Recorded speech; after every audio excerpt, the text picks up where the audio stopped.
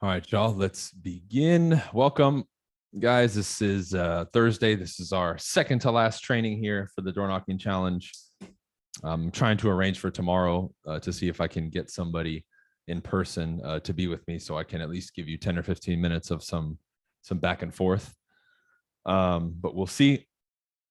If not, maybe I'll just have one of my team members jump on and we can go back and forth. But today, what I wanted to do is, I'm going to give you some technical stuff for door knocking, but I wanted to zoom in more on specificity in regards to your dialogues, what to say, how to say it, kind of in celebration, because this weekend I'm doing an event where I'm going to exclusively focus on teaching neurolinguistic programming and hypnosis techniques.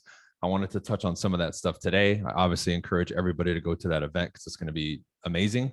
But some of those principles, right, I'm going to cover today on the call, because it's simple, it's applicable, and anybody, whether they're a complete rookie at this stuff or really advanced, you can take some of these teachings and really apply them quickly and see some results with them right away, okay? So I'm gonna give you some questions that you can ask people, and I'm gonna give you some basic principles in regards to neurolinguistic programming and some of this stuff, right? It's mind and language connection. When you think of NLP and hypnosis and all that stuff, it's not what people think it is. It's basically finding out how to change, communicate with, and alter the mind through language and communication. That's what it is, right? It's that gateway. Okay. So one of the first principles you learn in NLP that's very accurate to this, and I'll explain how, is you learn the principle called the map is not the territory, right? Territory, for lack of better words, or to keep it simple, we can say the territory is people's perception of the world, or the territory itself being objective reality, right? How the world actually is. Now, the map of the territory is everybody's perception of what it's like, okay? Case in point, the territory being, let's say, real estate and the practice of real estate and how the sale of a house goes. We, being experts, know the actual territory. Individuals, customers, they have their own map of what they think the process is like and how it's supposed to go. Okay. So when you come across people, you have your map, and now you're interacting with them and their map. Therefore, understanding that, if somebody says something incorrect, you know why, right? If somebody says or claims that they know something, you want to verify it. Why? You don't know what their map is. So one of the principles that it goes along with this that helps in sales is respect somebody's map. And when I say map, it's just their perception or viewpoint of how the world is. And you can zero in that on whatever you want. How the real estate process goes, how they think relationships go, how they think social media is, how they think friendships should be, right? That map can be anything that you want it to be. So understand that every time you interact with an individual, in particular in our profession of, selling and real estate, you're dealing with somebody who has their own map of how the world or that process is supposed to be. Therefore, you can never make assumptions.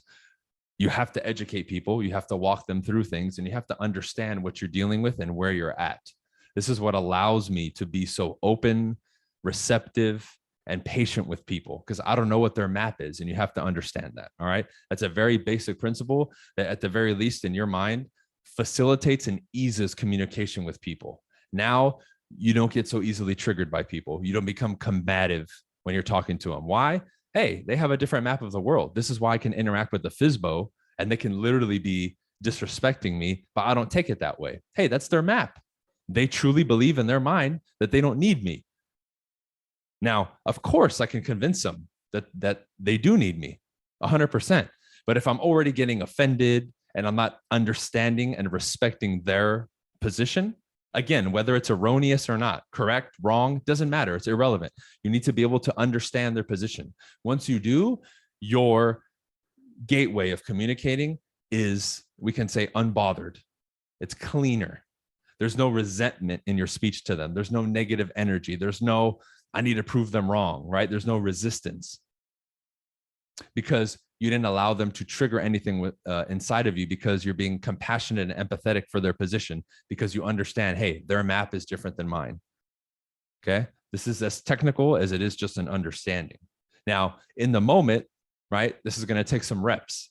Because when you come across your first FISBO, if you haven't, that just literally shits on you, like, I hate you realtors and you're horrible, right? You may take it personal, and that's okay. But as time goes on and you guys accumulate these repetitions and rejections, it becomes easier because you learn, hey, you live to fight another day. It's not that bad. I'm the one who's making it worse, right? So a couple things that I want to cover, right? I jotted some notes, and I'm going to give you a lot of stuff that you're probably going to have to come back and take notes on because I'm on limited time. So I can't sometimes sit here and go on for hours about particular points. So we have the map is not the territory, right? Another thing you need to understand, and this will help you guys with building rapport and understanding people's maps and how they perceive the world and how to connect with them easier. A basic principle is people's understanding and how they process the world. And typically they fall under 3 categories, and there is a 4th one, but I'm only going to cover the main 3 because the 4th one's a little bit more advanced, and maybe I can save that for a future lecture, right? Most people are going to process the world either through a visual standpoint, an auditory standpoint, or kinesthetic.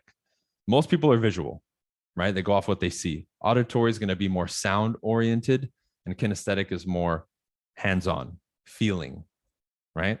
And what cues you into this a lot is language. So I have a big notebook here of notes that I've taken, and I'm going to go through and give you guys some explanation from my notes and also give you some words. So this is going to be a section where you're probably going to have to come back later and study and take notes on to really start getting this, because as you're listening to people and interacting with them, when they say some of these buzzwords, you'll know, okay, this person's a visual person. And that allows you to make these small tweaks in how you speak and how you cater your presentations to them to fit their language. So when you hear people say, this person speaks my language, this is what they're referring to with stuff like this. This allows you to bridge the gap with people and be able to keep things and explain things to them in a way that's the easiest and most readily understandable for them. Remember that when you communicate, right, there's 3 parts of a communication: the origination of it, the space between me and you where the communication is sent, and then it has to be duplicated in your mind. So if I think red cat, say red cat, you have to hear it and then in your mind say, okay, red cat. That's a complete cycle of communication, right? Now, how we go about doing that becomes technical with stuff like this, okay? So I'm going to give you short explanations and words. Again, even if I go fast, you guys can always come back since this is being recorded and take more notes, all right? So visual. Visual people normally memorize by seeing pictures, and they're less distracted by noise. They often, and this is just generalities that I'm speaking here, right? Often have trouble remembering and are bored by long verbal instructions as their mind may wander.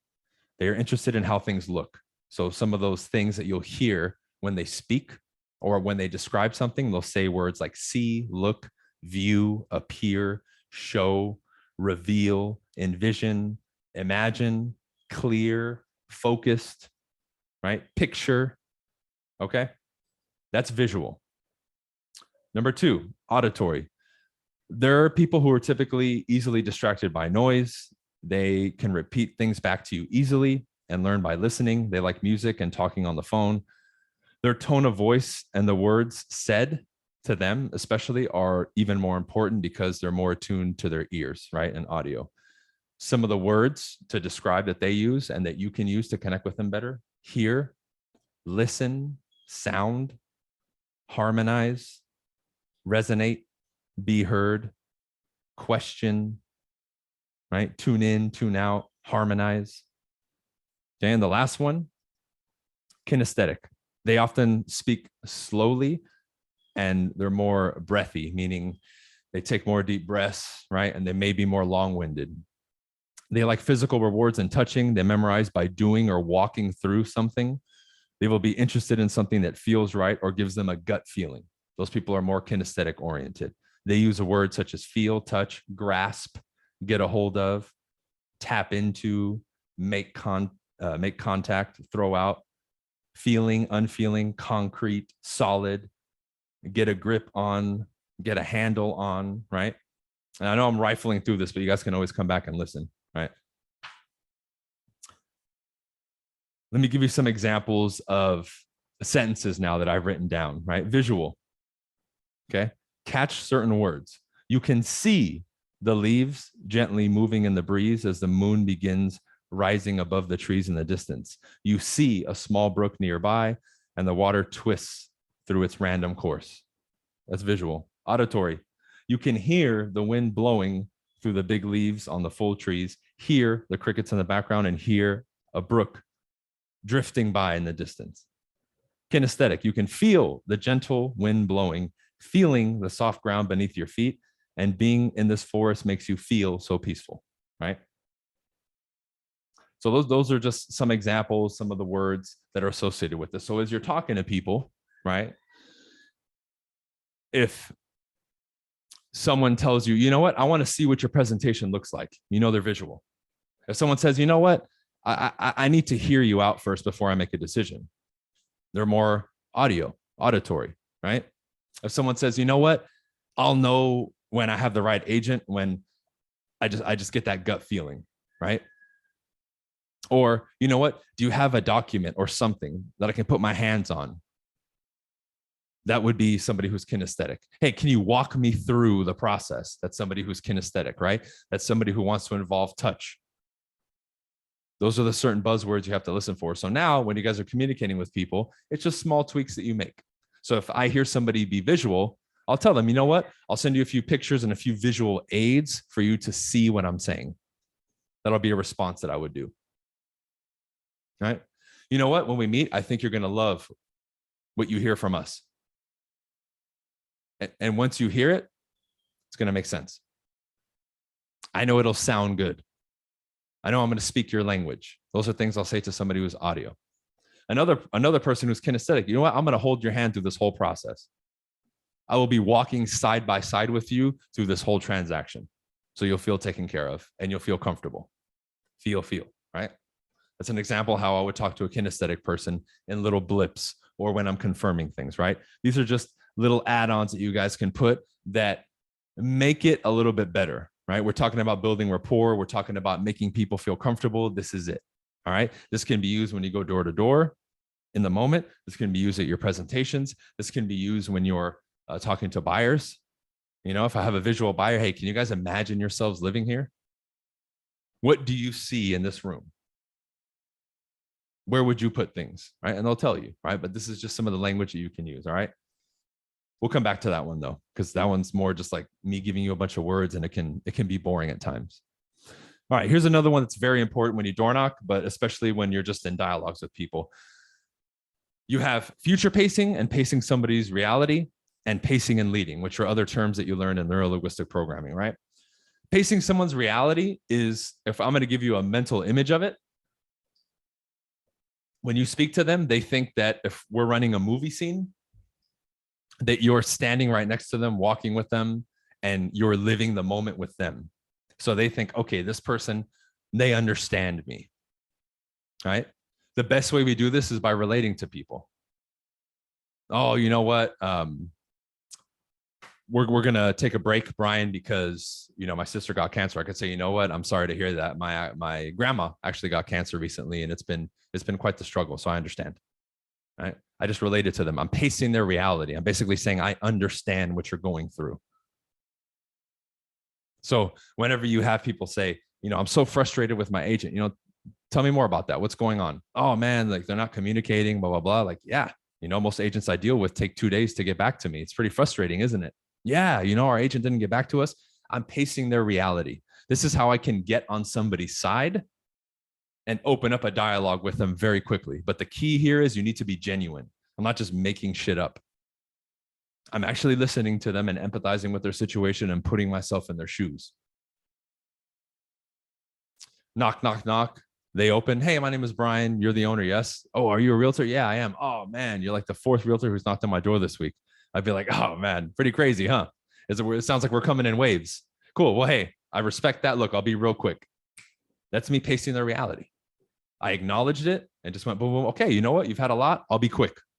That's me pacing somebody's reality, right? Now, pacing and leading, or future pacing, whatever you want to call it, right? I guess you can kind of separate them. Future pacing basically means with my language and my speech, I'm telling people what's going to happen next.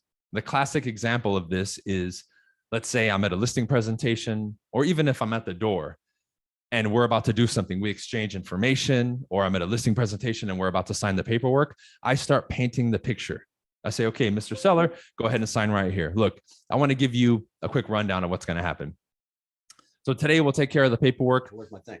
Tomorrow, I'm going to put on the lockbox on the property. In about 3 days, you can expect the for sale sign to be up because I'm going to order it tonight. Once I'm back in the office, I'm going to officially put the home on the market the following Thursday. Friday, we'll start the showings. You can expect an offer within, 72 to, 96 hours after that, 3 to 4 days. And, escrow right now is anywhere from 30 days. So today is the 25th of March. We can expect to get you sold and closed probably by early May. Okay. Now that's kind of long-winded what I said, but I basically just mapped out 6 weeks. Harold, please mute yourself. I just mapped out 6 weeks, right? I future pace them by letting them know what's going to happen. How else can you do this? Let's say you're doing a buyer consultation. When you guys do a buyer consultation, walk them through the whole thing. How many weeks it's going to take, what the paperwork looks like, what they're going to be signing, where they're going to be signing, what documents they need, what their expectations are. Are they realistic, unrealistic? Walk them through the whole thing. So by the time that you're actually doing it, it's easy. By the time I ask a buyer to sign the offer, there's no, whoa, what are we signing? They've already seen that form 2 or 3 times and they know exactly where to sign. That's what future pacing does. Also, when you future pace, there's a presupposition there. Presupposition, if you don't know what that means, is basically an assumption. It's an assumption when I say all these things that they're going to work with me and comply with what I'm putting in front of them. I'm painting that picture for them. I'm already drawing the road and path that they're supposed to be on. So if I'm saying this to a lead, I'm saying this to somebody who I'm about to set an appointment with, or that I want to set an appointment with, right? Let's say I set an appointment and I haven't gone over yet. I'm going to say, hey, when we meet, obviously the goal is to get the paperwork signed. And then from there, you can expect about 30 days until the process is over. If they're agreeing to all that, they just agree to everything that I said. Now, does that guarantee you're going to get the paperwork signed? Not necessarily, but you're creating a stronger case for yourself because you're throwing those suggestions and everything into their head and you're painting the picture for them. The more you do that, the better it is. Why? Well, let's look at the opposite. Let's say you leave everything up to chance, right? When you do that, you're leaving things up for interpretation. Now you're running into the possibility of their map not being like your map, which we know is more than likely going to happen. Okay. Let's say for them, it's customary to never sign a contract when they meet with somebody the first time. And you never bring that up. You never tell them, hey, the goal of the meeting is to get it signed. And if everything looks good, you're ready to sign, right? Let's say you don't qualify them, you don't prepare them, you don't handle that part. Well, guess what? When you go to show up, they're going to say, oh no, we never sign on the first time. Oh, we're not ready. Some variation of that's going to come out and you're going to be stuck. Why? You didn't address it and you didn't let them know what was going to happen. And whenever you fail to future pace, people fill in the gaps with what they think. Here's another example. Let's say you don't let people know what your schedule is and when you're available and when they can call you or not. They're going to make the assumption. Let's say they're used to calling people at midnight. What are they going to do? They have a question. They're going to call you at midnight and they're going to expect you to answer. And if you answer, guess what? You just told them, I'm available at midnight if you call me. Now, if in the future they call you again and you don't answer, they're going to be upset. You see, whenever you leave a question mark or you don't fill in a blank for them, they're going to fill it in. And in most cases, them filling in the blank is incorrect. This is why even when you get people's information at the door,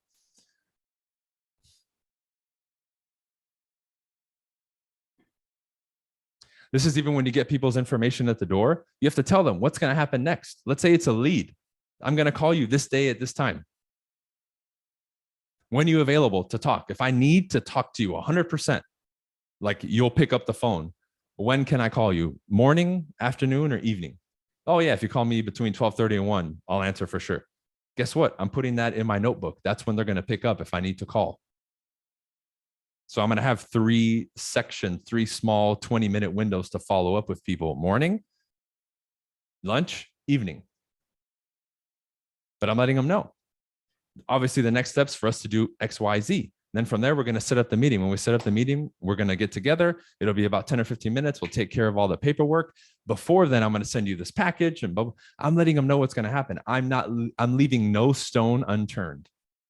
This is when you become thorough. This is when you're an expert, right? The rookie gets a call from somebody that says, oh, I want to sell. And they say, okay, I'll be right over. And then you just go without qualifying them or doing anything.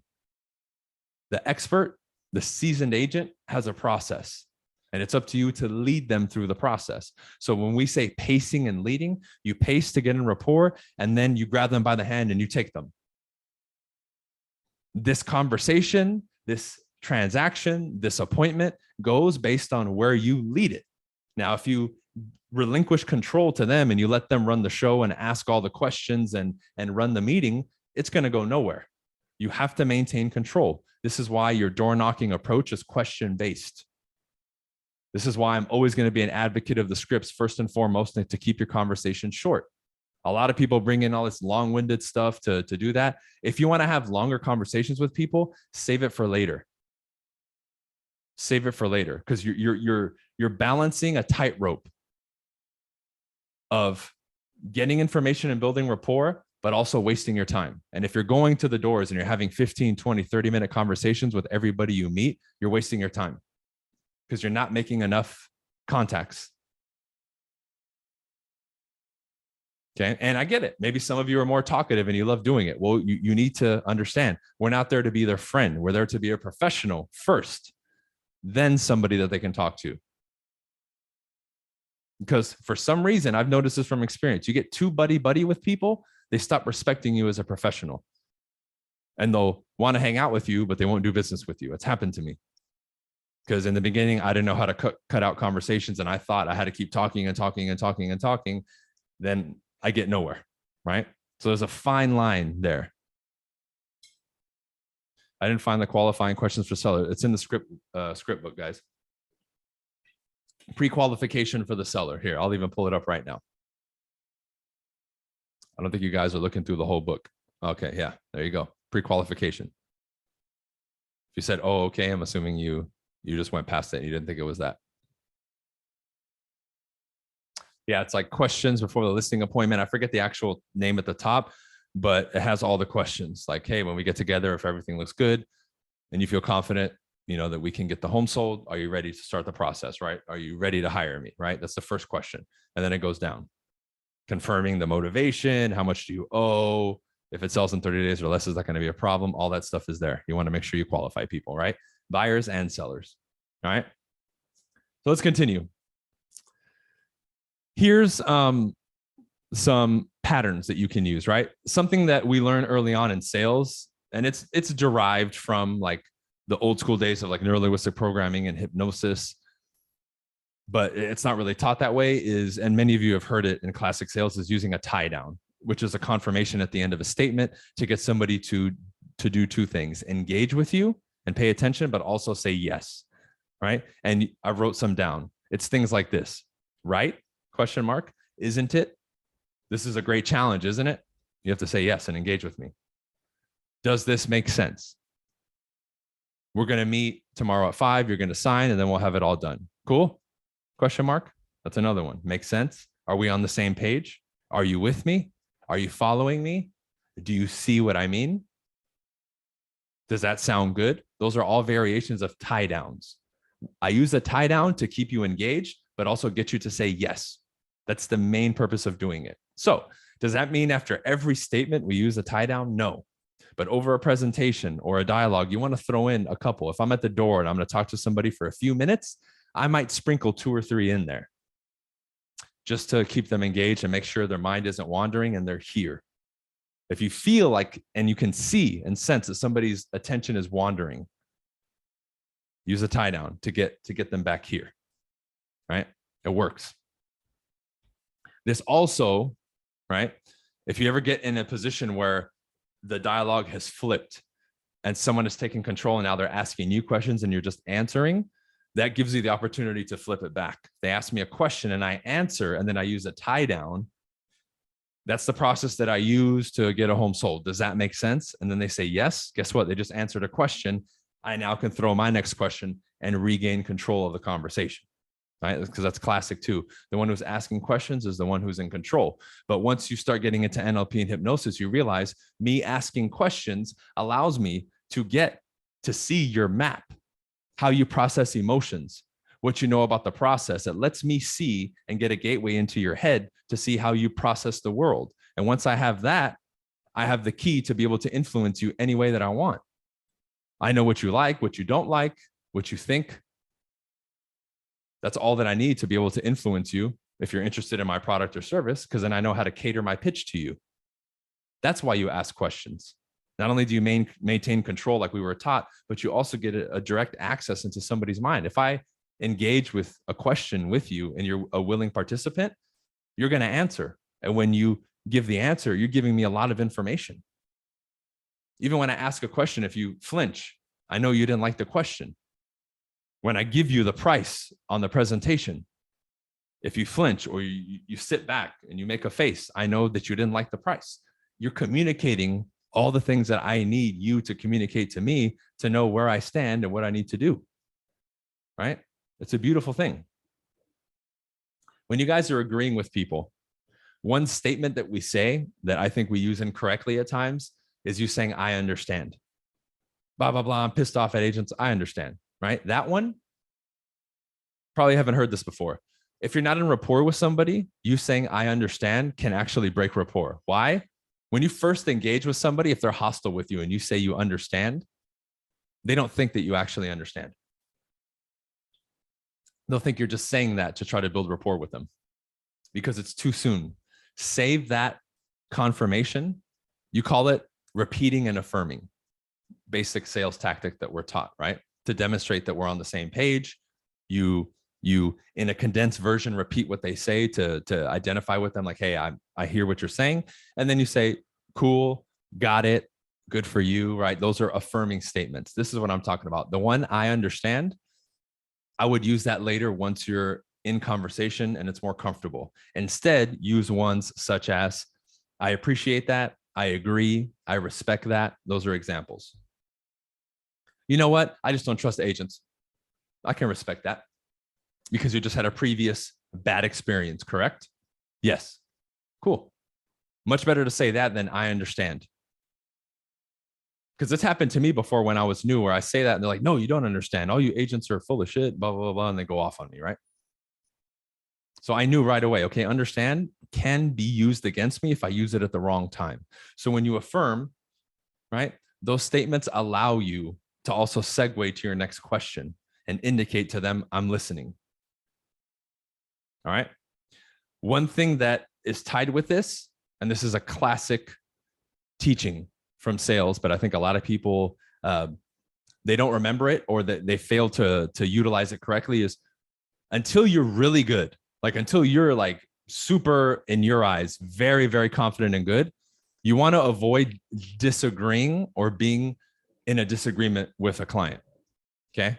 Whenever you disagree with somebody or make them wrong when you're selling, we learn this in hypnosis. You activate in somebody's mind what's called the critical factor. When you activate the critical factor in somebody's mind, that's the designation for it, you obligate them to defend their position. And when you obligate somebody to defend their position, it doesn't matter if it's right or wrong.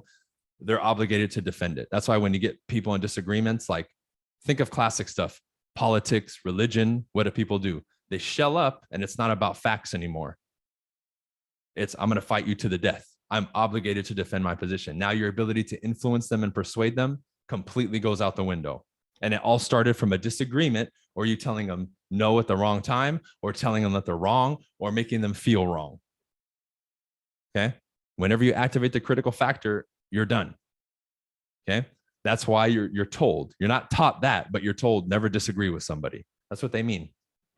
So even if somebody says something that's ludicrous, oh, the market sucks right now, it's a buyer's market, my home can't sell. We know right now as realtors, that's completely wrong. I can still affirm that and then dig. I can say, okay, that makes sense. You believe blah, blah, blah. You believe it's a buyer's market right now. What indicators have you seen to prove that or to verify that? Now we're going to get into a dialogue. I'm not going to tell them, no, you're wrong. Actually, it's a seller's market. You can sell your home right now for top dollar. That's the wrong way to do it. I need to be smoother whenever somebody's wrong, because the whole part of what you do, door knocking or meeting with clients, part of what you do when you guys are dialoguing with people is educate. If you can educate while you're dialoguing with people, your results will explode. I educate people all the time. This is why I love the angle of doing the hot market script, because guess what? You're educating people. We've had 60 homes sell here in the last 30 days. Did you know? Boom, education piece. Now, they may not care in the beginning, but as you sprinkle that into your dialogues over time, you know. Why do you think I ask people? And I gave you those questions. What are your top 3 favorite things about the neighborhood? Guess what? If I talk to a buyer or a seller or anybody, I can say, you know what? I've talked to 150 people in the neighborhood. These are the top 3 things they're telling me they like about the neighborhood. Let me know if you agree. I might even use that at the door. They said, boom, boom, boom, boom. You're an owner here. Do you agree with that? Actually, yeah, I do, Brian, but I would add a 4th one. Boom, boom, boom. Perfect. I'm writing it down. Educating. We say providing value. That's one of the highest values you can provide as a customer service person, somebody who's going to help somebody buy or sell a home. That's the biggest value. Educate people. Why? You're teaching them something they didn't know previously. What do you think they want from you? Coupons? A good time? No, they want to be educated. That's your number one way to build value. Focus on that first, then you can do the other stuff. All right. Here's some other ones, right? And I'm going to give you some examples. Here's a few. What would happen if ... That's a great language pattern. Someone's stubborn with you. You know what? I want to, I don't want to list the home. I want agents to bring buyers. What would happen if, and you can fill it in the blank. What would happen if it doesn't work? What would happen if we brought 2 buyers? What would happen if a buyer comes, but they're unsure because you're not represented by an agent? What would happen if you got in a dispute with the buyer in escrow? Okay, let me give you some other examples. We want to sell, but we're not sure. Let's say you get that at the door. Well, what would happen if a buyer showed up today and gave you a full price offer for market value here in the neighborhood? Your neighbor sold for 460. Let's say they came here today and said, here's an offer, Mr. Seller, for 460. What would happen if they did that? What would you do? You see, I'm putting them on the spot.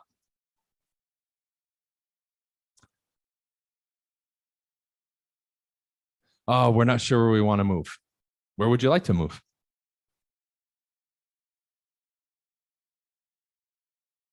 What would happen if you could snap your fingers and be anywhere? Where would you go? Right? Giving you examples here of how you can use that language pattern. It's very good because it's forcing them to take their mind to wherever you lead it. So it could be positive or negative, depending on what you want to present. Here's another one. If we ... would you ... Someone says, let's say a buyer, right? I'll give you different examples. A buyer says, does the jacuzzi come with the house? Well, if the jacuzzi came with the house, would you want to write up an offer? Would you want it? If we can get you the jacuzzi, would you submit an offer? That's my next question. If the jacuzzi came with the house, would you be seriously interested? Oh, we want to make sure that when we sell, we have a place to move. If we could secure you the next home, would you put your home on the market? Would you feel comfortable putting your home on the market? Right? That's my response to that question. We're not sure about the next move, or we're not sure about buying and selling. Well, we don't want to be homeless when we sell and buy. If we could give you a smooth transition from this home to the next home, would you move forward? Would you feel comfortable moving forward? Well, how are you going to do that? Great. Let's set up a meeting. Then you get an appointment, right? It's if we ... would you ... That's the pattern that you use. Okay. Another one is for what purpose ... Right. We want, and that can be used with anything. Let's say somebody throws a weird strategy at you, or, I want to sell, but off market. Well, for what purpose do you want to keep it off market? For what purpose is a way to ask directly the question without it ruffling feathers. Because normally we would say, well, why do you want to do it off market, right? That can seem antagonistic. But if I say for what purpose, I'm trying to get to the motivation behind it, and it's not taken so aggressively. So that's a great question to ask when somebody says they want to do something. I want to sell, but I don't want to list. For what purpose specifically? Then they'll tell me what's behind it, and I can get to the root of it.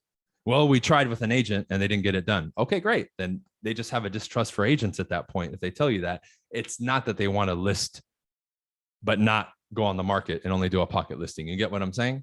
These are little tweaks that you can make to get into somebody's head a little bit easier, right? Now, there's a million that I can give you. I've only given you a few, but this gives you guys like a taste of some of the stuff that you're messing with when you start learning some of these things. And I'm jumping around from point to point, but this stuff is very layered, and this is very introductory level.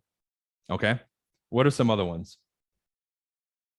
Someone tells you that they're unsure about what they want, where they want to move. A great question to ask when somebody's uncertain about something, you say this: what specifically do you want? Well, we're not sure what agent we're going to use. What specifically do you want?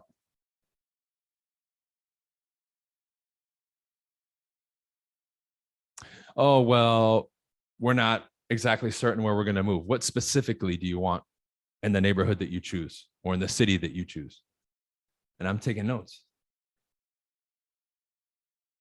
We want a good price for the house. What specifically do you want?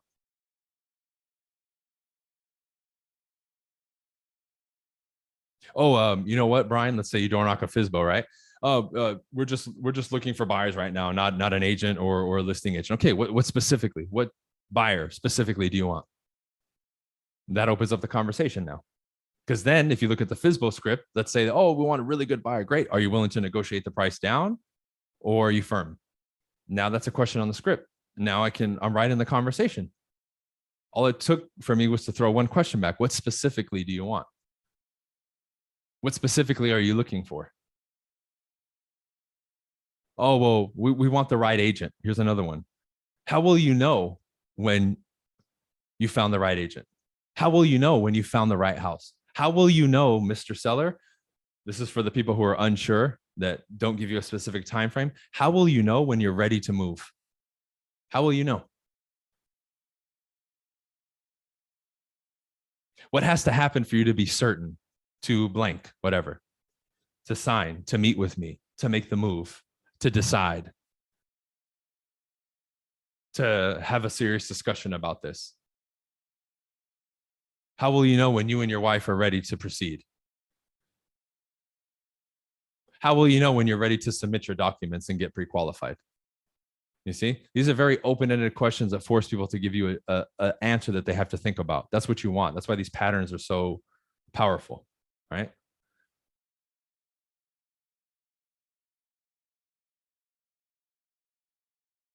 Another thing that I want to discuss with you guys real quick, I brought up a word earlier that's very powerful: presuppositions.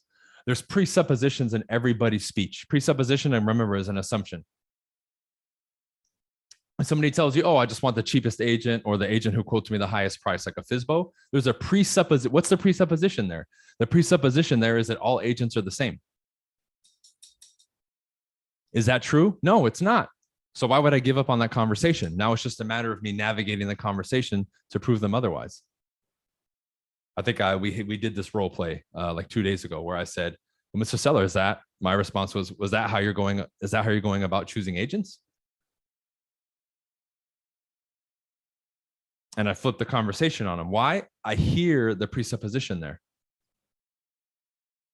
You see, this is the stuff that you guys have to catch, right? So when you're getting common responses, let's say you guys are getting a response while you're door knocking that stumps you, or you get it when you're prospecting, write it down and ask yourself, what's the assumption in the statement? What's the presupposition? You know, oh, I want the lowest commission because I want to net the most money. There's a presupposition there that, again, every agent's the same. They do the same job, and less commission equals more money in their pocket. We all know that's BS. Why? The discount brokers, the flat fee brokers take longer to sell homes, and they sell them on average for less than us. It's been proven. FSBO saying they don't need you. There's a presupposition there that they can actually do the same job as you. Incorrect. Statistics have proven that wrong. FSBO sell on average, what is it, like 5, 7, 10% less than an agent? Something like that, or it's like 12% on average or something like that. So even if, and they're usually paying out half the commission to a buyer's agent. So are they really saving money? No, but there's a presupposition there that their strategy is equal or greater to us. You see? Now, when I look at it from this perspective, factually, I know I'm standing on the position of power. So when I speak to them, I speak with a certain conviction. And if I don't have an answer yet, I can at least write answers down and come up with new responses to what they're telling me. This gives you that vote of confidence because you've logically now understood that, hey, I'm in the position of right. I'm not wrong. See, now you can go like I used to back in the day on your little whiteboard in your house or your apartment and come up with answers and experiment. That's what I did, right? That's what you want to do. But where's the presupposition? This happens in your life too. Oh, well, I'm young or I'm new. Well, there's a presupposition there that because you're new, number one, everybody knows it. And number two, nobody's going to work with you. Is that true? No. Right? You get it from every angle. I'm too old. I'm too new. It's too late to start. Door knocking doesn't work. Right? Oh, because of COVID, no one's going to answer the door. Come on, man. Remember what I told you guys, and I've said this on YouTube as well. Answer rates at the door have increased significantly since COVID started. And I know in most cases now they're dropping all the stuff. So hopefully soon everything goes back to normal, right? But our answer rates doubled over the last 2 years for our team. Doubled. I was on average getting about 25% doors openings. For every 4 that I knocked, 1 would open. Sometimes on a good day, like 1 out of 3 would open. So if I knocked on 100 doors, I talked to 25 to 30 people. My team, especially before I moved to Miami last year, they were having sessions where they knock on 100 doors and 50 people would answer, 55, 40, 45. I mean, again, like literally double of what I was getting. So what is everybody's presupposition? Oh, this is happening. No one's going to answer. No one's going to want to talk to me. It's incorrect. That's just the next excuse. There's too many assumptions about everything, whether it's on the sales side, whether it's you. Like as an example, how many of us make assumptions about our looks, thinking that people aren't going to respond to us a certain way because we don't like the way we look or we don't feel good about the way we look? Dude, people are hiring you to sell their house. They don't care if you look like a supermodel or not. They don't give a shit. You really think they care? No, that's more about you. Same thing with me having tattoos and all this stuff. You make an assumption, oh, no one's going to want to work with me because I wear earrings or have a tattoo, or I'm too tall or too short, or I'm too big or I'm too small. Those are all presuppositions, but they manifest by how you deliver your stuff. So it's not that stops people from working with you. It's your own mental projection of it, because then you hold yourself back. You come up talking to them weak and they respond to your weakness, not how you look or anything else. It's your lack of delivery. It's your lack of performance up to that standard. It has nothing to do with the look or whatever you think it is.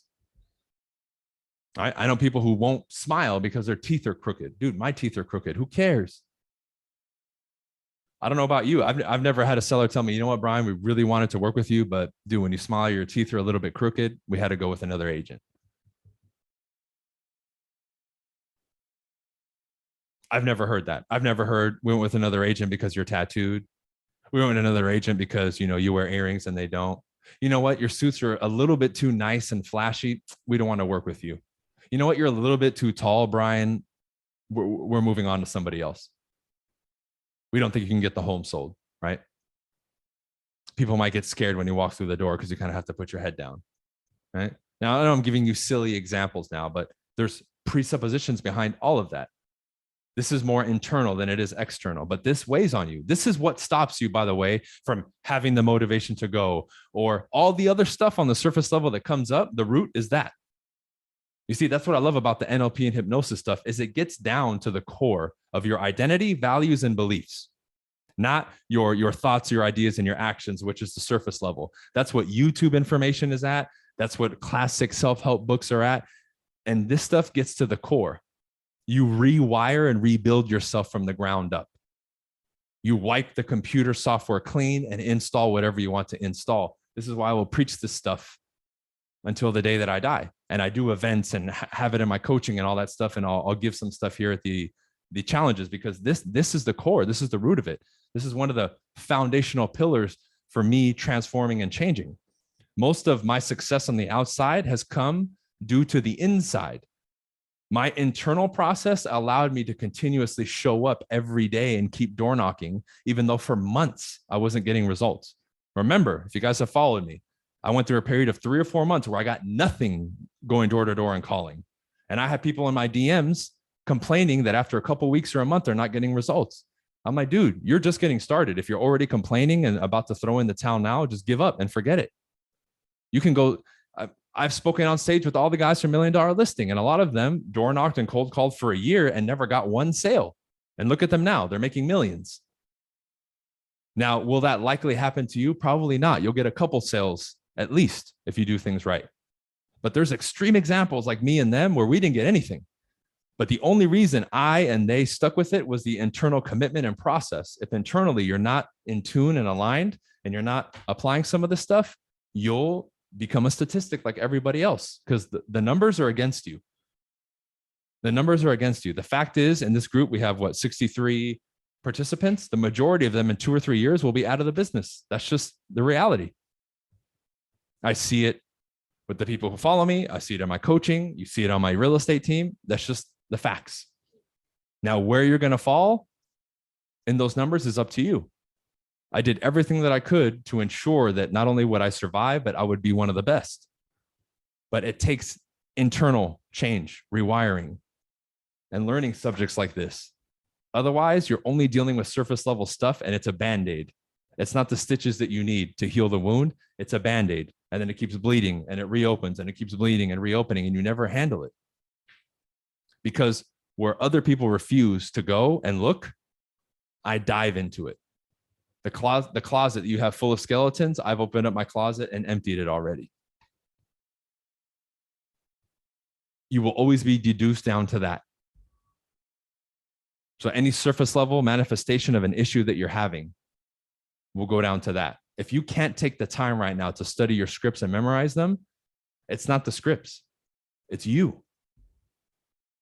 For whatever reason, you're not committing yourself to it, but that's an internal process. Somewhere at the bottom, your values, your beliefs, your identity, there's a root issue there, and you better address it.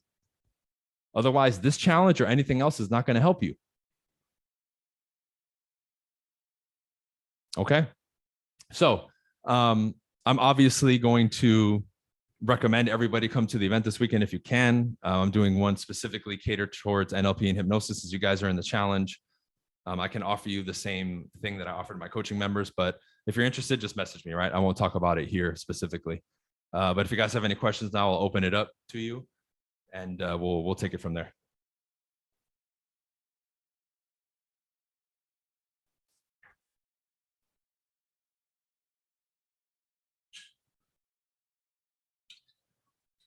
Let's see. I saw a question. I met with Casella last month. We kept in touch a few times. Now we stopped replying.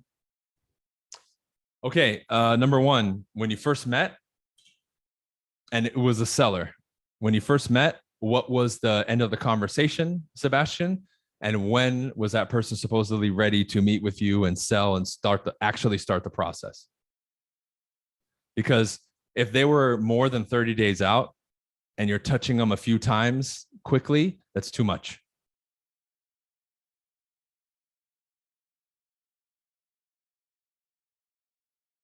Fizbo, you agents are the same. You want to list my house. There's a couple ways you can answer that. Number one, I would say, how do you know that? I'm going to throw it right back to them. How do you know that? I could say, are you aware of the statistics with agents, Mr. Fizbo?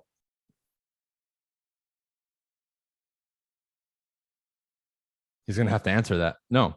10% of the agents are doing 90% of the transactions. By virtue of that, are all agents the same? Mr. Fizbo, do you know how many agents we have registered in wherever you're at? For me, Miami-Dade? Hundreds of thousands. How many have called you? Oh, I've gotten 10 calls from agents. Okay, so 10 out of hundreds of thousands. You think they're all the same? Reframe it, Harold. Doesn't matter what you say. It's how you respond.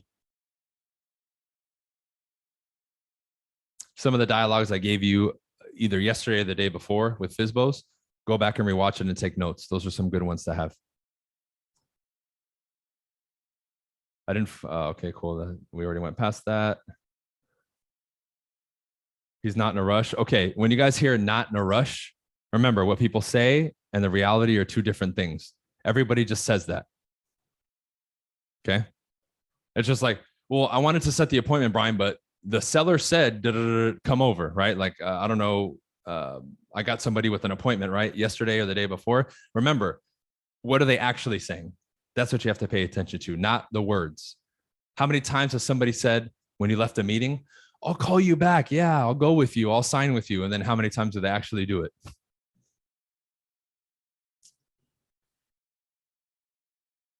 Let's see. This NLP challenge, is it a Zoom? It's not a challenge. It's a full like in-depth training because we're doing an event, me and my friend Pablo, right? But I'm going to focus on NLP and hypnosis specifically. I'm doing it on Zoom, online, and in person. But if you guys want a little bit more info, you can kind of see the posts I've been doing on Facebook. You can message me and I can send you the link. How do you deal with door knocking in higher end areas where they have gates and no parking? If you can get in, that's the best way to do it. I would do my best to get in. Sometimes you can't because they're gated and they have the guard. If that's the case, it's really tough to get in. But if it's just the houses themselves having gates, this is where you guys have to make a decision. Okay. I've door knocked in Beverly Hills and LA and many places. If a house has a gate, I just walk through it and I go and I knock on the door. Okay.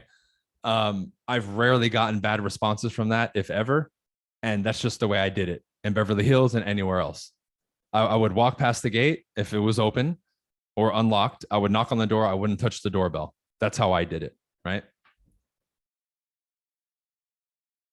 That's what I would do. Now, if you're not comfortable doing it and you're shaking in your boots, I wouldn't do it, but I did that. Right. That's where I kind of say, do what you want. Right.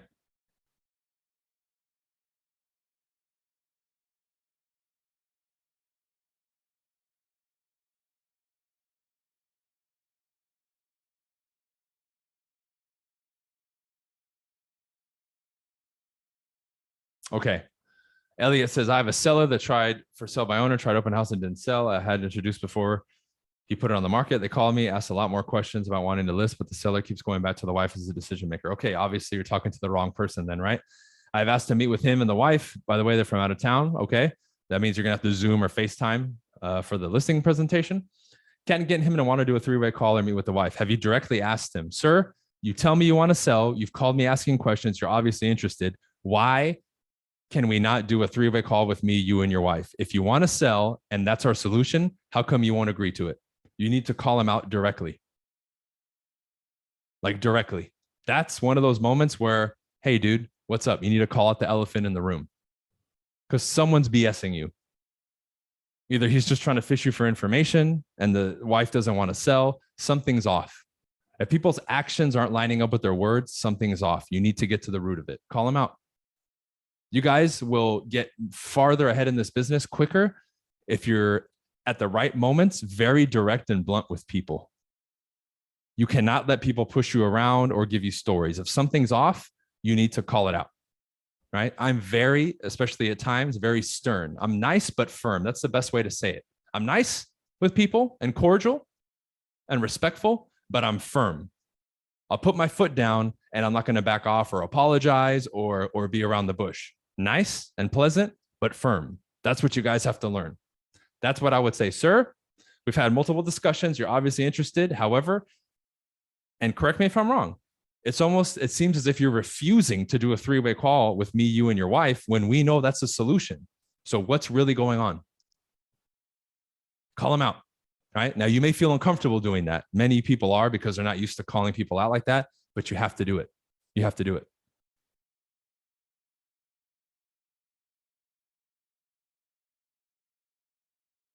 I have a seller who wants to move, but is fearful of becoming homeless. That's not a problem. You know, if you guys really go through the process right, especially in the seller's market, you can negotiate a rent back. There's a lot.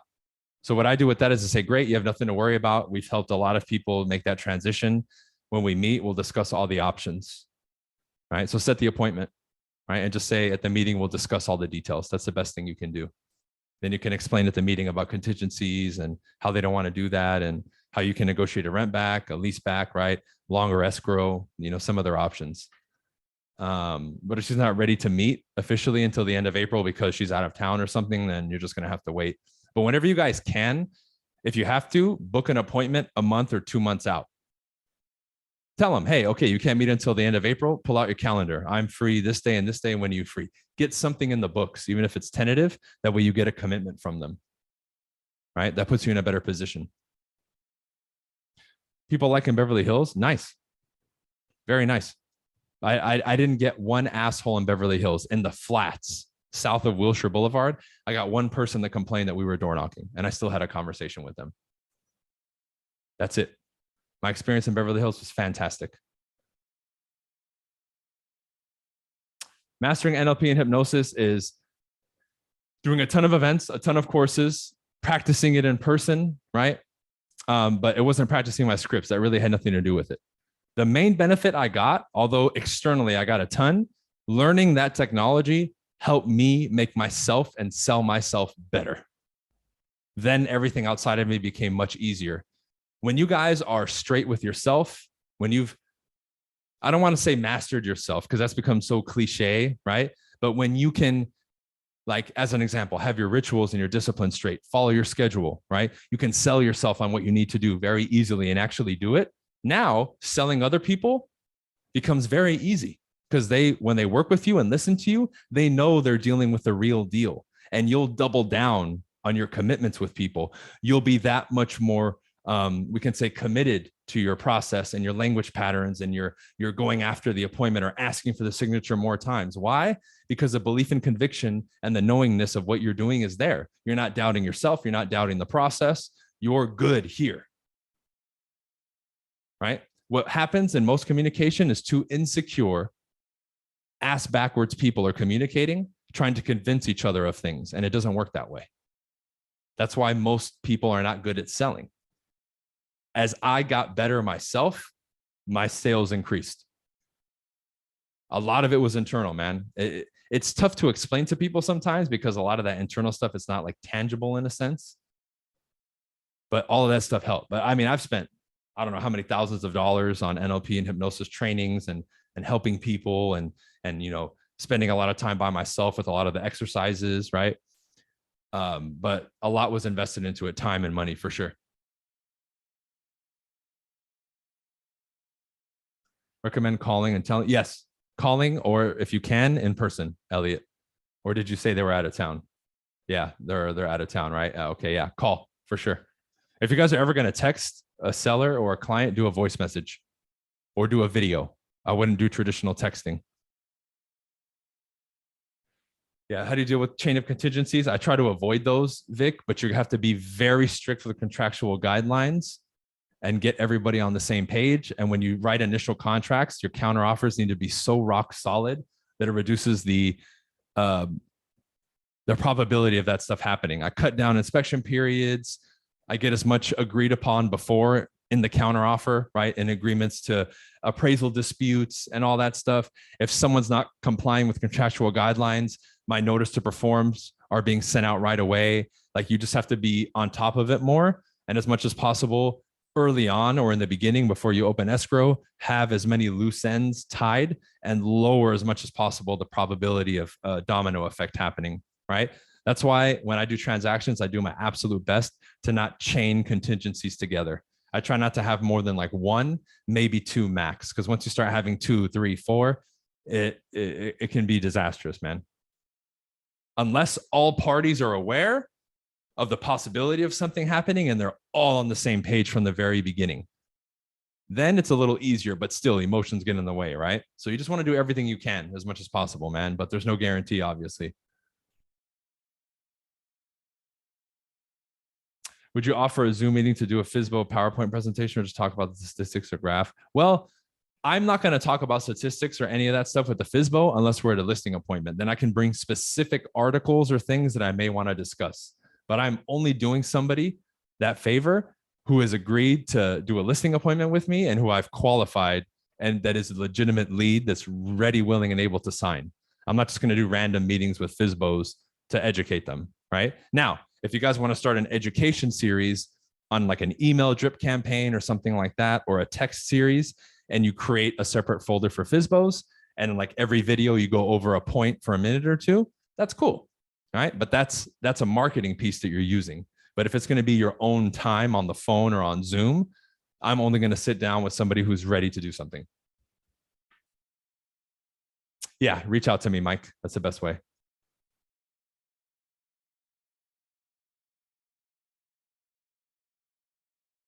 Harold, yes.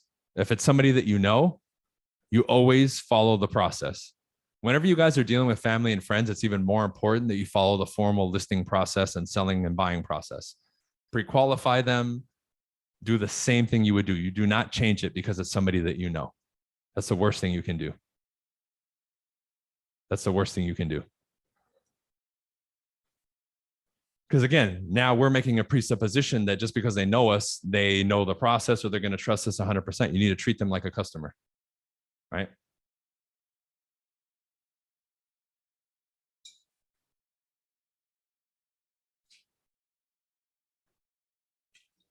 Do I do listing appointments on Zoom? Yeah, I've done them. I've done them over the phone, on Zoom. I've done FaceTime appointments. I've done a ton of stuff. Skype back in the day. Same thing, qualify people, make sure they're ready. You confirm the meeting, you meet with them.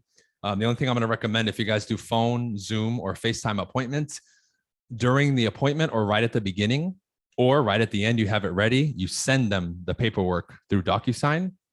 And while you still have them on the phone, you make them sign. Great, everything look good. Okay, go ahead, open your email, click. Because if you let them off the phone and they say, oh yeah, we'll sign later, that's the same thing as somebody telling you, I'm going to think about it. The only time you can't avoid that is if you're dealing with a higher ticket client who has financial advisors and representation, then it has to go through a process. That's different, but that's rare, right? Unless you're only working with high ticket people. If it's a standard one, send it to them during the presentation or right at the end when you still have them on, and have them go through it and have them sign, right? That's a mistake I see a lot of people make when they do phone or Zoom or Skype or FaceTime appointments, is they don't have the paperwork in front of people. Or tell them, hey, as we go through the presentation, right? Like if it's on Zoom, tell them, share your screen, or you can share your screen and you can say, hey, follow along. So as you see it on my screen, follow along on your screen or your computer, the paperwork, right? That way you're walking them through it.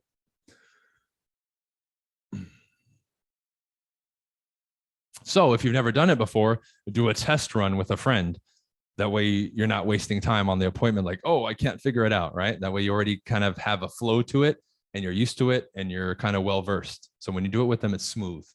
You want to keep things smooth. Same thing when you guys are ready at the end of a listing presentation or a buyer presentation for them to sign the paperwork, right? Don't fumble through your folder. Don't take 5 minutes looking through. Have it ready. So when I go on a listing appointment, I have everything stacked. I have my pre-qualification sheet at the top, right? And then I have the next thing, which is the CMA, then the net sheet, and then the contracts. That way it's just sheet. It's just a seamless flow. And I have in my suit pocket, I have like 10 pens, but I have also the pen on the desk. So I'm not fumbling around like, oh, do you have a pen when it's time to sign? I have everything ready. Boom, boom, boom, boom. We're ready to go, right? Same thing on the contracts. Wherever they have to sign, I already have it pre-highlighted. Or if they're doing DocuSign, you already have the thing set out and ready to go. So they just have to click, click, click, click, click, done. Right?